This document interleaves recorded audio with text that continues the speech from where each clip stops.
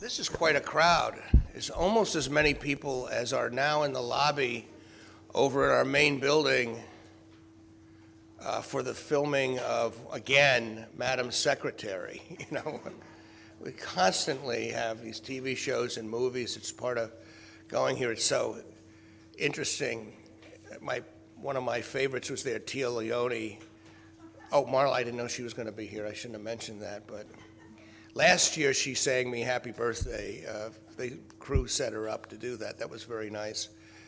So there's always so many things going on here. It's amazing, but this of the entire year, really, I think it really is my favorite event for a variety of reasons. And one of them is it's just wonderful because this room is filled with the people who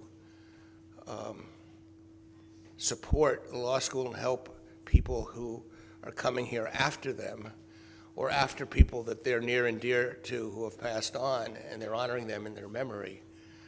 And they've made it, through their generosity, a little bit easier for people to earn their law degree, and that's wonderful. And, this is a fantastic job that I have. Some deans or some people say, oh, it's like you're a fire hydrant and everybody's a dog, It's like, you're the funeral director at a cemetery, everybody's below you, but nobody's listening, they give you all those kind of comments, and that's just wrong, and if you don't like this, but at this law school, I have the privilege of meeting all of you, I have the privilege of being with our students, working with our world-class faculty. I'll tell you, I just spent an afternoon with one of our typically great alums, Larry Silverstein. And Larry is, he single-handedly has reshaped the face of Manhattan, and certainly he single-handedly was the driving force in the recovery after the 9/11 bombings of Lower Manhattan, and those buildings over there, they're incredible. And so we had this talk and this interview, and we'll have this on tape, and I hope that many portions of it you'll be able to see. It was just, I basically didn't have to do anything. He's so interesting and so classy and so astute and so inspiring. I just had to basically get on the horse and just hope I didn't fall off when we were interviewing him. I mean, just let him go. It's amazing. So I concluded by saying, look, you are just such an accomplished, distinguished, successful person.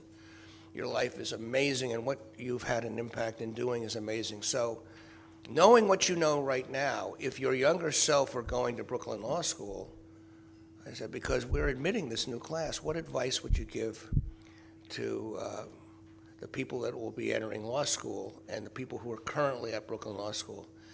He didn't hesitate for a minute. He says two things. He said, number one, work hard. Now, I know when I say that, it rings true with every person in this room because, it's one of the things that sets this law school apart. That people are not comfortable, they're energetic, they're not satisfied, they want to not only prove something, they want to accomplish something, they're not going to take no for an answer, and they know whether or not they have privilege, whether or not they have advantage, whatever it is, they're going to work hard, and that's what sets us apart. So that rang very true. And he said, he says, I've been very lucky in my life. And through the interview, you'll see there have been some lucky moments in his life. But he said, I found that the harder I work, the luckier I get, which is really a great thing. Now, then I almost fell out of my chair because he says, but there's something else. He says, find someone or something that you love and are passionate about and make that your life passion, like marry the right person, for example. And he goes on and on talking about his wife. And it was in such a beautiful, genuine, sincere, it wasn't made up, it was the last thing you would have expected, but he was really meant it. And he says, you've got to be passionate about someone or something and embrace the things that are important to you. Otherwise, what's the point, And he says, it's so supportive, so that's a real secret. And I couldn't help but think, here is a real estate impresario from New York who is so genuine, confident in his own skin to be sensitive and caring about another person, and so loyal to his wife and his family who have meant so much to him. And I thought, no big deal. We take that. There's so much of that going around now. You know what I'm talking about. It was really a very, very special moment. It wasn't contrived. It was just a beautiful thing. And I tell you this because I just want you to understand on a daily basis what a privilege it is to be here with all of you. Marla and I enjoy it so much, and we get a lot out of it. So this is the 37th annual Scholars and Benefactors celebration, and it's nice now, even though some folks are still calling me the new dean, I actually recognize so many of you, so it's great to see familiar faces, and I certainly know the students and see you around, even if I haven't had you in my own classes. Tonight, I think there's a board out there, I don't want to take too much time, that lists some of the distinctions of our school, but we're really hitting it out of the park. I mean, and I say the royal we because our students, our alumni, the faculty, the school itself. Now, so Larry Silverstein asked me this. He was aware that we were credited with being the second best overall law school in New York this year. So he said to me, so how was that decided?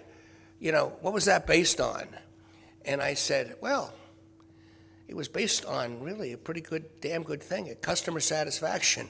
I said, because it was based on a poll of lawyers, employers, and judges. Not bad, right? I mean, pretty good. So you all should be very, very proud for that. Then I told him a story knowing that he was a NYU undergrad and that Trevor Morrison, who's the dean of NYU Law School, is regularly calling him not for romantic reasons, I'm sure, And so I said to him, Trevor Morrison. He said, oh, yeah, wonderful, dean, fine guy, genius. And really, I said, well, yeah, he's an impressive guy. But, he called me up to congratulate me when we were number 2. And I said, don't congratulate me. Look over your shoulder because we're coming, buddy. So he laughed. I wasn't kidding. We were just named one of the go-to law schools in the nation, in the top 50 of law schools that are having people employed in big law. And, they don't even count because that measure is so fracas, to use a Latin phrase. They don't even count any international firm like Allen Overy or Fresh Fields or Clifford Chance, which are firms where we have a couple of our graduates in every year. They don't count firms that in head count are above the top 100. So for example, my son's firm, Kramer 11, doesn't count. Well, I think Kramer 11 counts a lot, And that's just an example. There's so many fine firms. And I'm not complaining about it. I'm just saying it's nice to be in the top 50, but we're doing even better than that measures. In fact, last year we had something like 92% of our graduates last year by the middle of April had real good full-time jobs, good ones. And that's great by then, especially given how long it takes people to get their license when you go to New York State, even if you pass the bar. And this year, we're about at that number already, and we still have a little bit ways to go till April 15th. So, we're consistent. The reporter called me about that survey and said, well, I mean, do you have a statement? How do you feel about being in the top 50? I said, I feel the same way that Vince Lombardi told his players they should feel when they get in the end zone. Act like you've been there before, And we're there every year, so we expect to be there. We'd be disappointed if we weren't.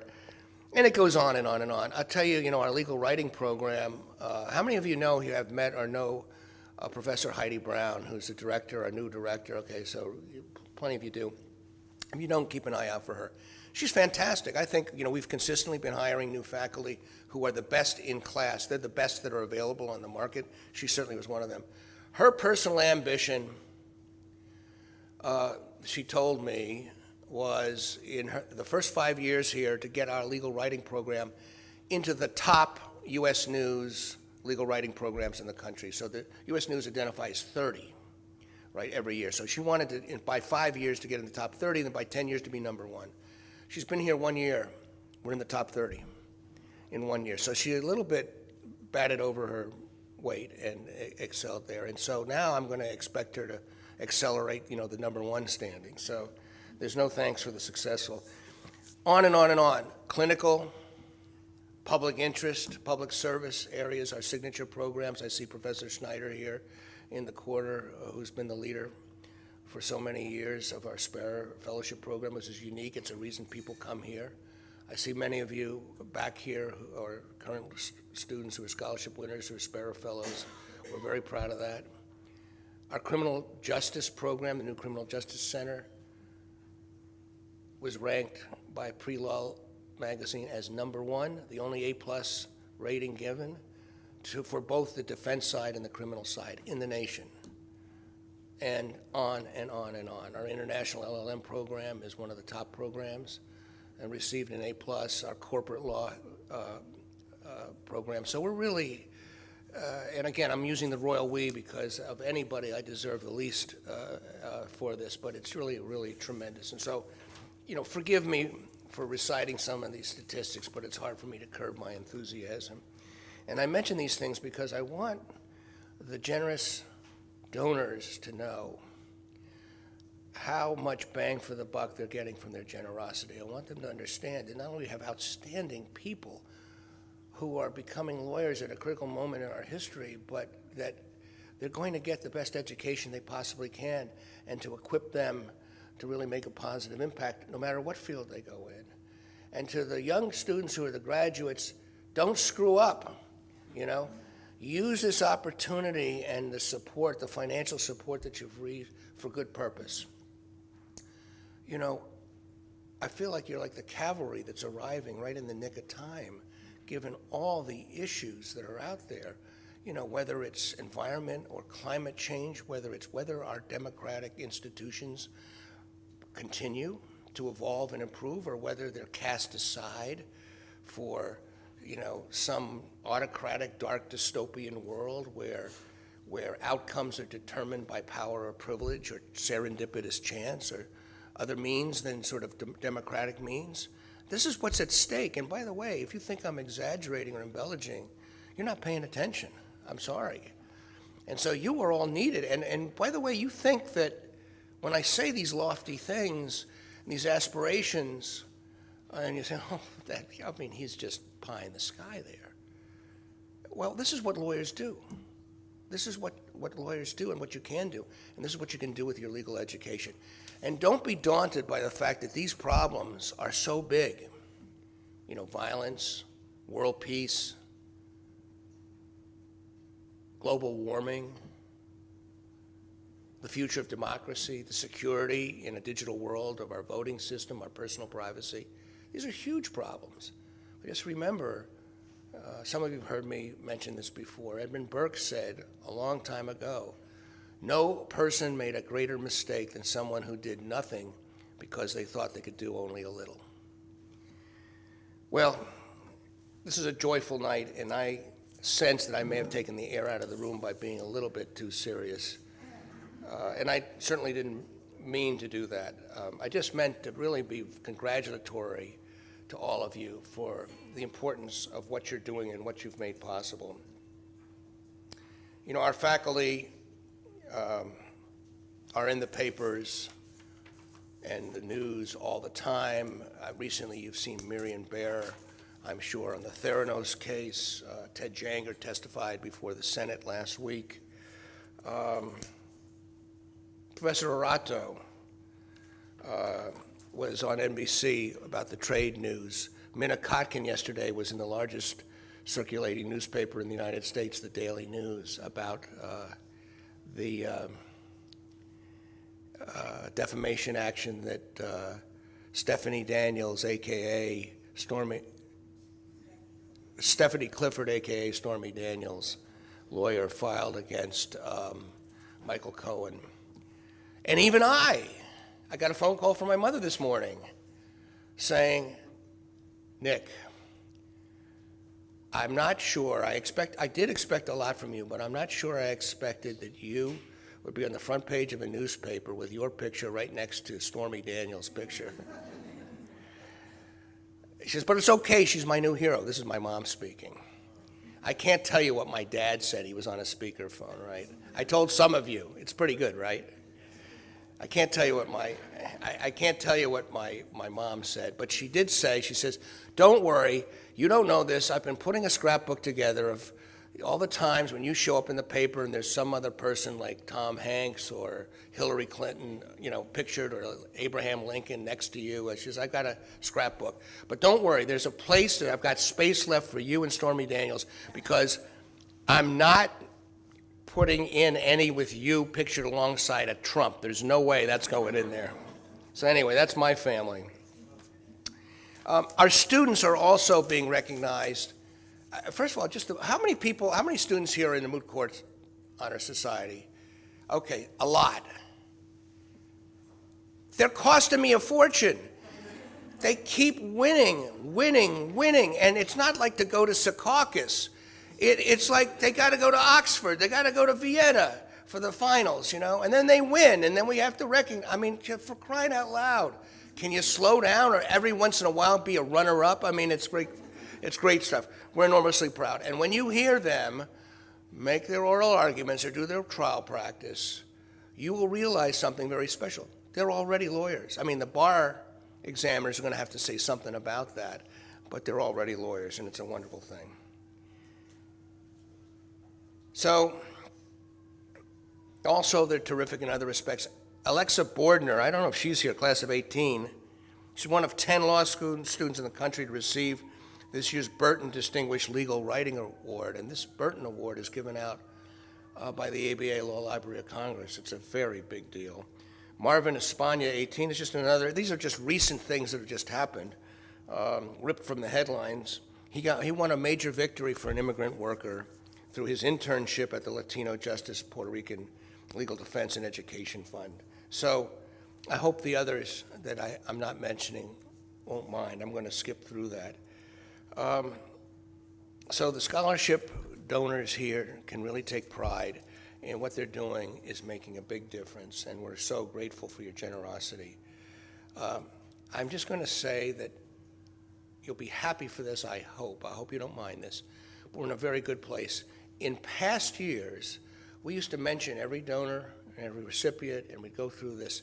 And I am delighted and proud to announce that we have so many donors and so many recipients that it really isn't practical, and we want to have enough time for people to get to know each other and to pair up with their donors. So we're not going to mention everyone, and I hope you don't mind that.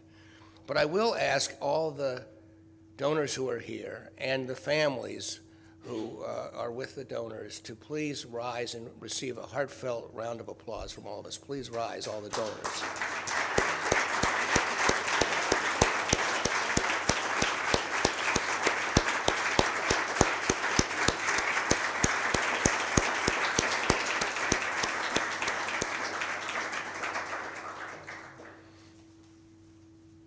And the recipients, the very grateful recipients, our outstanding students, those of you who are here. And by the way, we have classes running right now, so some can't be here. It's near the end of the semester. We had a snow day. They did a walkout where they may have burned some of their absences.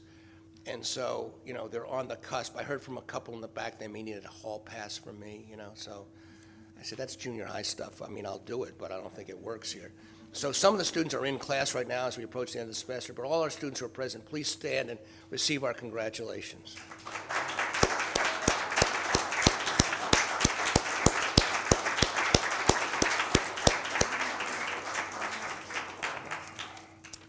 Well, thank you all you students for being here. The purpose of this, you are our purpose. You're not an excuse for having a law school. And you're everything to us. Now, I will call attention to page 2 of the program where we list 3 new scholarships that are awarded this year. Every year now, what we're going to do is just highlight the new ones. And I'm pleased to call your attention to Wanda Denson Low 81 and the Ronald Low Scholarship. Also, the Kings County Criminal Bar Association Scholarship, which was awarded to a Brooklyn Law School student, will be on a regular basis, and the Cyril Rooks Scholarship. So those are 3 new ones. We also have 2 new endowed scholarships that are highlighted on page 4 of the program, the Linda Lammel Scholarship and the Joan Wexler Scholarship. And as you all know, Joan Wexler is the president emerita of this great institution. If you see her in the elevator, tell her thank you. Also, please give a warm welcome to Noah Haft, class of '76, and his wife Dora, and Susan Greenberg Thrope, class of '81, who established endowed scholarships, which we'll be awarding in the very near future. Where are the Hafts and Susan? Are you? Oh, there they are. Okay, they're in the back. And Susan? Give them a big round of applause. As we're going through the program, take your time, if you haven't already, while I'm blabbing on, to read some of the descriptions and the people, and I think it's a really interesting group. It's good reading. It's a good read in the brochure. So let's move into the part of the program where you get a break from listening to me, and you're going to hear from one of our many outstanding students to speak to you. And first, I'm going to introduce Nina Hrushko, class of '18, and I'll tell you, she is fabulous. Just another typical student here. She's a 4th-year student. She'll be joining the global law firm of Linkletters, another one of those firms that's a great job but doesn't quite count, by that one survey, but it counts by everybody else's measure. She'll be an associate upon graduation this year, already has a job before graduation. She's worked at the firm as a senior tax and financial advisor throughout law school. So she's been working and then going to school in our 4-year program. By the way, I try my best. I hope you know this, Nina. I try not to call it part-time or night. I think part-time for the 4-year program does it a disservice. If anything, they're double-time, They're not part-time. The people that have to take 4 years are really putting in quite a bit of effort. And then the nighttime thing, it really doesn't quite fit anymore. They take day classes, they work up, free up days, and so that doesn't fit. So if any of you can come up with a better name than part-time or nighttime or 4-year, let me know. The only thing I could come up with was the extended program, but to me that sounded like adult diapers, and nobody would let me use that phrase. So Nina, she's also working full-time, going to law school, excelling, serving as a member of the Brooklyn Journal of International Law, and she's a fellow in the Dennis Block Center for the Study of International Business Law, and she was named this year's Lawrence Shusharo International Business Law Fellow. And I should mention that both of those people, Dennis Block and Lawrence Shusharo, are the newest members of the Board of Trustees. So we've got that going for you. And also, I'm very pleased to say that Nina was one of the very first recipients of the Samuel P.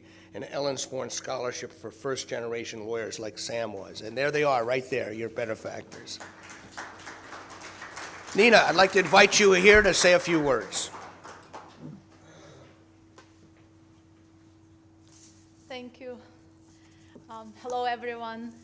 Thank you very much for coming today and for supporting Brooklyn Law School and its students. My name is Nina Hrushko, and I'm a 4P, a graduating evening student. I'm originally from Ukraine and came to the United States when I was 18, in case you're wondering where my accent is coming from. 4 years ago, back in 2014, when I have just made the decision to switch careers from being an accountant to becoming a lawyer, a war erupted in my home country, and it forced my parents to leave their home, their jobs, and everything that was dear to their hearts and move to the other side of the country.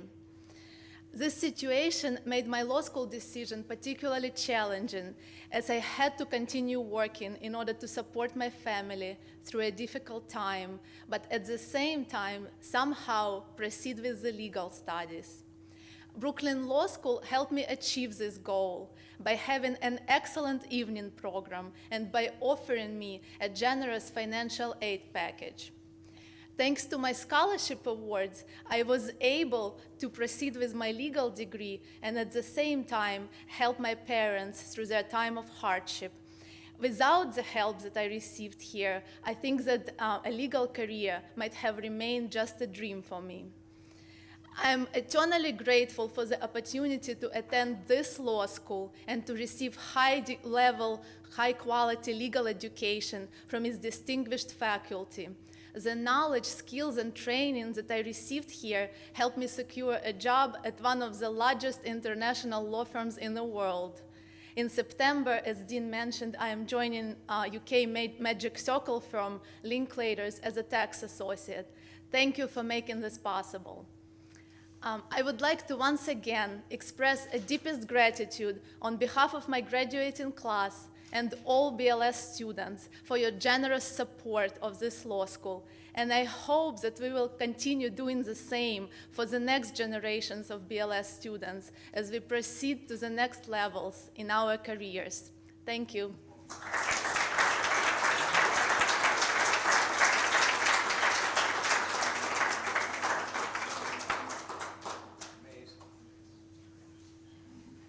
Don't we have great students? I mean, it's fantastic. And everybody has a story. 3 years ago, I was getting my hair cut at the Clinton Street barber shop. And, the impresario, though, there, 4 years ago, is Sergey, who, he's from the Ukraine. And he said, why don't you get Ukrainian students? That you should. So we've made a special effort. I think that, so sometimes you never know where the good advice comes from. But it made a lot of sense, This is many are terrific students that are already studying in the United States. Maybe it's so hard for them to go home, or they have jobs, and so it's a great idea. So I don't know if Sergey is responsible for you or whether you're just a general benefactor here, but we're really happy. And also, I'll just tell you this, is that having our international students, and you are, you enrich us by having your presence. You get a lot, but we get a lot, and I think it's very important. The world is incredibly global and borders are porous, and by having you with us, it makes us better to learn how to operate in a multicultural, multinational environment. So thank you for being with us, really. And Sam, this is a very poignant thing because Sam himself, as a young child, was a dreamer in the sense that his parents suddenly came from Canada here, and they weren't originally Canadians, but Sam was brought here as a young boy, and so he, was a dreamer, and he was able to get his education and go to law school. He's been outstanding, and I think for him to share his capital, his personal financial capital, with others who are similarly situated and might need a hand is just a beautiful thing, and we're very grateful for you doing that, Sam. So thank you very much.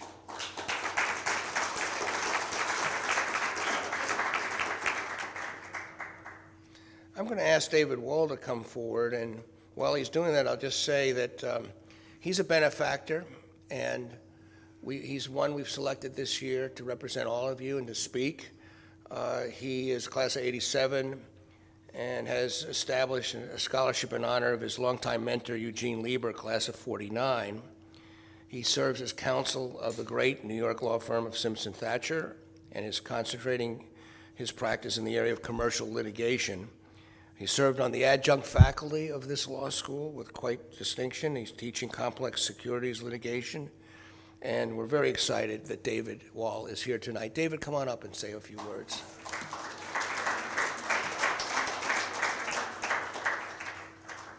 Thank you, Dean. It's really a privilege and a pleasure for me to have this opportunity to share a few brief remarks with all of you. It's always great to be back at the law school, and you've really spruced the place up quite a bit since 1987, which makes it even nicer. Excuse me. This is really a wonderful event. I want to congratulate all the scholarship recipients and say how gratifying it is to get to meet some of you and to learn of some of your accomplishments and your aspirations. You know, a lot of times when you make a donation, you don't always know where it goes. But here we have living proof through these students that these scholarships are being put to a very good use, and that the benefactors have gotten more than their money's worth in supporting these promising careers. So I have many reasons why I'm very grateful to Brooklyn Law School for all of the opportunities it has afforded me. But that is not the only reason why I choose to support the school.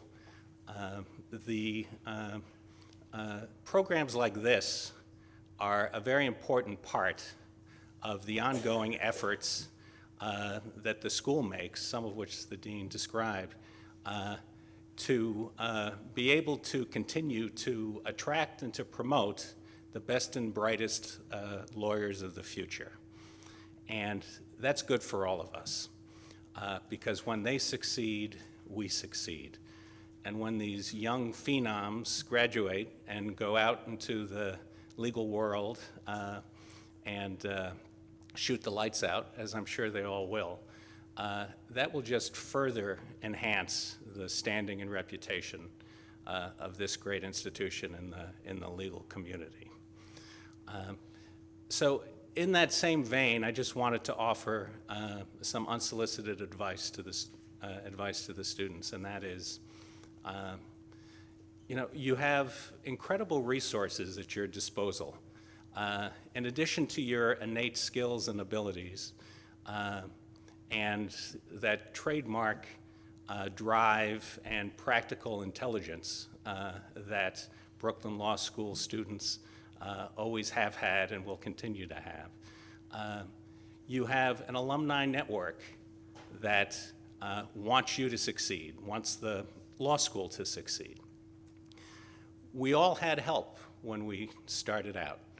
We all had mentors. In my case, Eugene Lieber, the gentleman after which we named the scholarship that my family sponsors.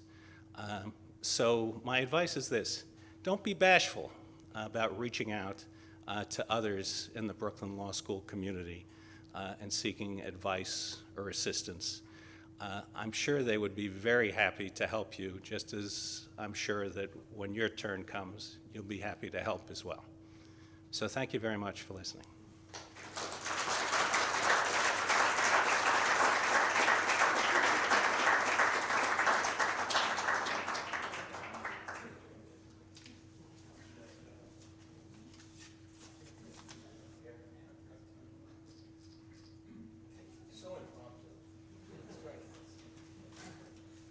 David, that was beautiful. Thank you very much. I'll say to all of our students, you heard David say that every one of us has had somebody help us, at least one person, probably a lot of people. You know, the School for Justice, which we support, that's a high school, in their room where they teach constitutional law, they have a framed quote from Thurgood Marshall, which basically says, and I'm paraphrasing, is that every single person not only had somebody pull their bootstraps up, but who helped them tie those laces, you know, and it's a very true thing. So just remember going forward how valuable it will be and rewarding for you all to do the same thing for other people going forward. I know that you're going to bear in mind that as lawyers, you have both a public and private responsibility. You're going to do good. You're going to do well. You're going to do well, and you're going to do good. And you have a responsibility to your clients in whatever private work you're doing. You have a responsibility to yourself and your family. But also you have a larger responsibility as a lawyer. And the point is very simple, is that your education, which you're getting here, is really invaluable, but it's not just for yourself. It would be a very sad thing if your education was just for yourself. Your education is to be used for the benefit of others as well. Not just for yourself, but for others. That's a very ambitious and lofty thing to say, but it's also a very rewarding thing for you to do. And so you have this mission, and good luck in it, because we need it. So I'm really feeling serious tonight. It's really amazing.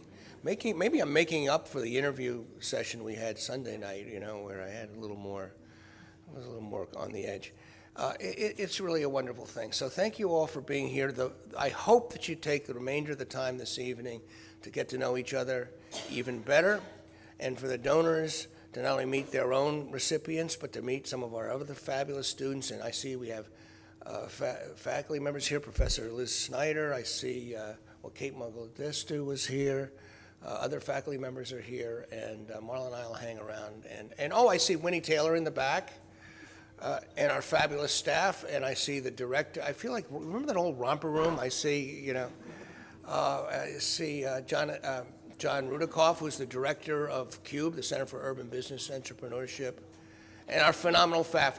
I'll just end this and direct you toward the bar by asking you to give a big round of applause to our incredible staff who make all this possible.